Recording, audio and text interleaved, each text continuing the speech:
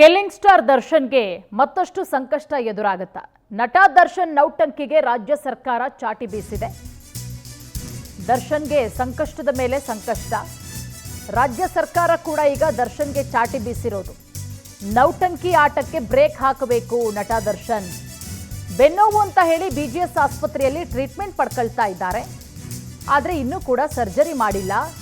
ಸರ್ಜರಿಗೆ date ಕೂಡ fix ಆಗಿಲ್ಲ. ಹಾಗಾಗಿ ಅನುಮಾನ ಶುರುವಾಗಿದೆ. ಈಗ ದರ್ಶನ್ ಚಿಕಿತ್ಸೆಯ ಬಗ್ಗೆನೇ ಅನುಮಾನ. ಗೃಹ ಸಚಿವರೇ ಅನುಮಾನ ವ್ಯಕ್ತಪಡಿಸಿದ್ದಾರೆ. ಸರ್ಜರಿ ಮಾಡಿಲ್ಲ ಅಂದ್ರೆ ಬೆನ್ನು ಮೂಳೆ ಮುರಿಯುತ್ತೆ ಅಂತ ಹೇಳಿದ್ರು.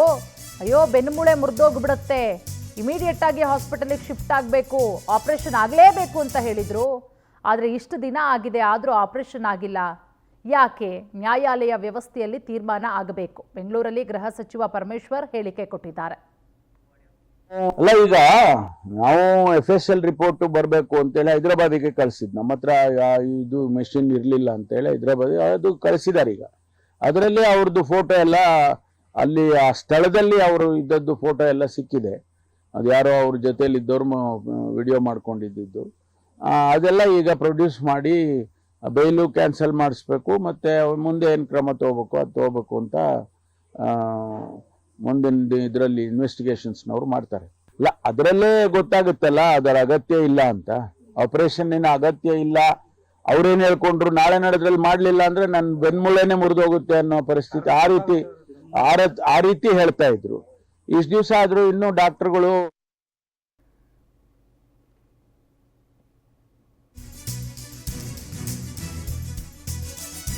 ಪಟ್ಟಣಗೆರೆ ಶೆಡ್ನಲ್ಲಿ ದರ್ಶನ್ ಇದ್ದಿದ್ದಂತಹ ಫೋಟೋಗಳು ಲಭ್ಯ ಆಗಿದೆ.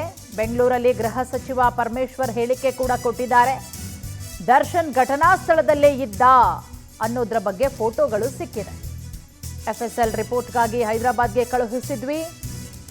ಯಾರೋ ಜೊತೆಲಿದ್ದಂತಹ ವಿಡಿಯೋ ಮಾಡ್ಕೊಂಡಿದ್ರು, ಅದನ್ನ ಪ್ರೊಡ್ಯೂಸ್ ಮಾಡಿ ಜಾಮೀನು ಕ್ಯಾನ್ಸಲ್ ಮಾಡಬೇಕು. ಬೆಂಗಳೂರಲ್ಲಿ ಗೃಹ ಸಚಿವ ಪರಮೇಶ್ವರ್ ಅವರು ಹೇಳಿಕೆ ಕೊಟ್ಟಿದ್ದಾರೆ. ನೋಡಿ, ದರ್ಶನ್ ಟ್ರೀಟ್ಮೆಂಟ್ ಬಗ್ಗೆನೇ ಈಗ ಗೃಹ ಸಚಿವರೇ ಸ್ವತಃ ಅನುಮಾನಗಳನ್ನು ವ್ಯಕ್ತಪಡಿಸ್ತಾ ಇದ್ದಾರೆ. ಒಂದು ರೀತಿಯಲ್ಲಿ ಮಾತಿನಲ್ಲೇ ಚಾಟಿ ಬೀಸಿರೋದು. ಬಹಳ ವಿಪರೀತವಾದಂತಹ ಬೆನ್ನು ನೋವು ಅಂತ ಹೇಳಿದ್ರು. ಆದರೆ ಇನ್ನೂ ಕೂಡ ಆಪರೇಷನ್ನೇ ಆಗಿಲ್ಲ. ಆದಷ್ಟು ಬೇಗ ಈ ಬಗ್ಗೆ ಕ್ರಮ ಆಗಬೇಕು ಅನ್ನೋ ನಿಟ್ಟಿನಲ್ಲಿ ಹೇಳಿದ್ದಾರೆ ಗೃಹ ಸಚಿವರು. ಈ ಬಗ್ಗೆ ಮತ್ತಷ್ಟು ಮಾಹಿತಿ ಕೊಡ್ತಾರೆ ನಮ್ಮ ಪ್ರತಿನಿಧಿ ವೆಂಕಟೇಶ್. ಈಗ ನಮ್ಮ ಜೊತೆಗೆ ನೇರ ಸಂಪರ್ಕಕ್ಕೆ ಜಾಯಿನ್ ಆಗಿದ್ದಾರೆ. ವೆಂಕಟೇಶ್, ಒಂದು ಕಡೆ ಮಧ್ಯಂತರ ಬೇಲ್ ಮೇಲಿದ್ದಾರೆ ಕೆಲ್ಲಿಂಗ್ ಸ್ಟಾರ್ ದರ್ಶನ್ನು. ಅನಾರೋಗ್ಯದ ಕಾರಣ ಕೊಟ್ಟು ಬೇಲ್ ತಗೊಂಡಿರೋದು, ಆಪರೇಷನ್ ಆಗಲೇಬೇಕು ಇಮಿಡಿಯೇಟ್ ಅಂತ ಹೇಳಿ. ಇದುವರೆಗೂ ಕೂಡ ರಾಜ್ಯದ ಜನತೆ ಕಾಡ್ತಾ ಇರುವಂಥ ಪ್ರಶ್ನೆ, ಆಪರೇಷನ್ ಆಗಿದೆಯಾ, ಏನು ಟ್ರೀಟ್ಮೆಂಟ್ ಆಗ್ತಿದೆ ಅನ್ನೋದ್ರ ಬಗ್ಗೆನೇ ಸರಿಯಾಗಿ ಮಾಹಿತಿ ಇಲ್ಲ. ಇದ್ರ ಬಗ್ಗೆನೇ ಈಗ ಅನುಮಾನ ವ್ಯಕ್ತಪಡಿಸಿರೋದು ಗೃಹ ಸಚಿವರು. ಏನು ಮುಂದಿನ ರೀತಿಯಲ್ಲಿ, ಕಾನೂನು ರೀತಿಯಲ್ಲಿ ಏನೆಲ್ಲ ಕ್ರಮಗಳಾಗುತ್ತೆ ಅಂತ ಹೇಳಿ ವೆಂಕಟೇಶ್?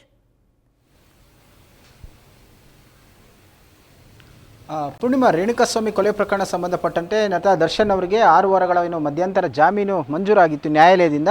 ತುರ್ತಾಗಿ ಆಪರೇಷನ್ ಆಗಬೇಕು ಅಂತ ಹೇಳಿ ಇಲ್ಲಿವರೆಗೂ ಆದರೂ ಕೂಡ ಆಪರೇಷನ್ ಆಗಲಿಲ್ಲ. ವೈದ್ಯರು ಯಾವುದೇ ರಿಪೋರ್ಟ್ಗಳನ್ನು ಕೂಡ ಕೊಟ್ಟಿಲ್ಲ ಅಂತ ಹೇಳಿ ಈಗ ಗೊತ್ತಾಗಿರುವಂಥದ್ದು. ಕಳೆದ ಕೆಲವು ದಿನಗಳ ಹಿಂದೆ ಒಂದು ಮೆಡಿಕಲ್ ರಿಪೋರ್ಟನ್ನು ಕೂಡ ನ್ಯಾಯಾಲಯಕ್ಕೆ ಕೊಟ್ಟಿದ್ದರು. ಈಗ ಸ್ವತಃ ಗೃಹ ಸಚಿವರೇ ಹೇಳ್ತಾ ಇರುವಂಥದ್ದಂದರೆ, ಏನು 2 ದಿನಗಳೊಳಗಡೆ ಆಪರೇಷನ್ ಆಗಿಲ್ಲ ಅಂದರೆ ನಟ ದರ್ಶನ್ ಅವರ ಬೆನ್ನು ಮೂಳೆ ಮುರಿದೋಗುತ್ತೆ, ಹಾಗಾಗಿ ಅವರಿಗೆ ಜಾಮೀನನ್ನು ಮಂಜೂರು ಮಾಡಲೇಬೇಕಂತ ಹೇಳಿದರು.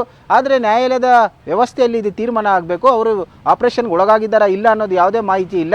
ಇದನ್ನು ಕೋರಿ ಅಂತ ಹೇಳಿದರೆ ಏನು ಮೆಡಿಕಲ್ ರಿಪೋರ್ಟನ್ನು ಕೊಟ್ಟಿದ್ದಾರೆ, ಅದು ಸರಿ ಇಲ್ಲ ಅನ್ನುವಂಥ ಅರ್ಥದಲ್ಲಿ ನಾವು ನ್ಯಾಯಾಲಯಕ್ಕೆ ಮನವಿಯನ್ನು ಸಲ್ಲಿಸ್ತೇವೆ.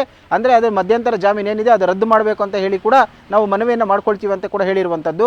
ಈಗ ಸದ್ಯಕ್ಕೆ ನಟ ದರ್ಶನ್ ಅವರ ಆರೋಗ್ಯದ ಬಗ್ಗೆ ಸಾಕಷ್ಟು ಡೌಟ್ಗಳು ಕೂಡ ಇದೆ. ಸ್ವತಃ ಗೃಹ ಸಚಿವರೇ ಈ ರೀತಿ ಹೇಳ್ತಾ ಇದ್ದಾರೆ ಅಂತ ಹೇಳಿದರೆ ನ್ಯಾಯಾಲಯದ ಹಾದಿಯನ್ನು ತಪ್ಪಿಸಿದ್ದಾರಾ, ಅಂದರೆ ಈ ಮಧ್ಯಂತರ ಜಾಮೀನು ಆದೇಶ ಏನಿದೆ ಅದನ್ನು ದುರುಪಯೋಗ ಪಡಿಸ್ಕೊಳ್ತಾ ಇದ್ದಾರೆ ಅನ್ನುವಂಥ ನಿಟ್ಟಿನಲ್ಲಿ ಕೂಡ ಈಗ ಹೇಳಿರುವಂಥದ್ದು. ಪೂರ್ಣಿಮಾ, ಇದಾದ ಬಳಿಕ ಅಂತ ಹೇಳಿದರೆ ಈಗ ನಟ ದರ್ಶನ್ ಅವರು ರೇಣುಕಾಸ್ವಾಮಿಯನ್ನು ಕೊಲೆ ಮಾಡಿದಂಥ ಸಂದರ್ಭದಲ್ಲಿ ಪಟ್ಟಣಗೆರೆ ಶೆಡ್ನಲ್ಲಿ ಇದ್ರು ಅನ್ನೋದಕ್ಕೆ ಸಾಕಷ್ಟು ಸಾಕ್ಷಿಗಳು ಕೂಡ ಸಿಕ್ಕಿದೆ. ಯಾಕಂತೇಳಿ ಅಲ್ಲಿ ಇದ್ದಂಥ ಸಂದರ್ಭದಲ್ಲಿ ಆ ಫೋಟೋಗಳನ್ನು ಕೂಡ ತೆಗೆದುಕೊಂಡಿದ್ದಾರೆ. ಅದು ಆರೋಪಿಯ ಮೊಬೈಲ್ಗಳಿಂದ ಕೂಡ ಅದು ರಿಟ್ರೀವ್ ಆಗಿದೆ.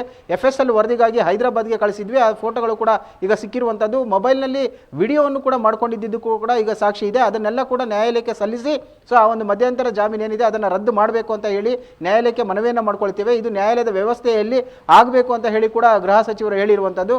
ಈಗ ಸದ್ಯಕ್ಕೆ ನಟ ದರ್ಶನ್ ಅವರಿಗೆ ಮತ್ತೊಂದು ಸಂಕಷ್ಟ ಕೂಡ ಎದುರಾಗಿದೆ. ಯಾಕಂದರೆ ನಿನ್ನೆ ಕೂಡ ಕೂಡ ಒಂದು ಹೆಚ್ಚುವರಿ ಚಾರ್ಜ್ ಶೀಟನ್ನು ಸಲ್ಲಿಕೆ ಮಾಡಿರೋದ್ರಿಂದಾಗಿ ಈ ಒಂದು ಫೋಟೋಗಳು ಮತ್ತು FSL ವರದಿಗಳೇನಿದೆ ಎಲ್ಲವನ್ನು ಕೂಡ FSL ವರದಿಗಳನ್ನೆಲ್ಲ ಕೂಡ FIR ನಲ್ಲಿ ಉಲ್ಲೇಖ ಮಾಡಲಾಗಿದೆ. ಹಾಗಾಗಿ ಆದಷ್ಟು ಬೇಗ ಈ ಒಂದು ಬೇಲನ್ನು ರದ್ದು ಮಾಡಬೇಕಂತ ಹೇಳಿ ಮನವಿಯನ್ನು ಮಾಡ್ಕೊಳ್ಳೋ ಸಾಧ್ಯತೆ ಕೂಡ ಇದೆ. ಜೊತೆಗೆ ಸುಪ್ರೀಂ ಕೋರ್ಟ್ಗೂ ಕೂಡ ಮೇಲ್ಮನವಿ ಸಲ್ಲಿಸುವ ಸಾಧ್ಯತೆ ಇರುವಂಥದ್ದು. ಈಗಾಗಲೇ ಪ್ರಕರಣಕ್ಕೆ ಸಂಬಂಧಪಟ್ಟಂತೆ ಎಲ್ಲ ಟ್ರಾನ್ಸ್ಲೇಷನ್ ಕೂಡ ಕಂಪ್ಲೀಟ್ ಆಗಿರುವಂಥದ್ದು. ಪೂರ್ಣಿಮಾ, ಥ್ಯಾಂಕ್ ಯು ತಮ್ಮೆಲ್ಲ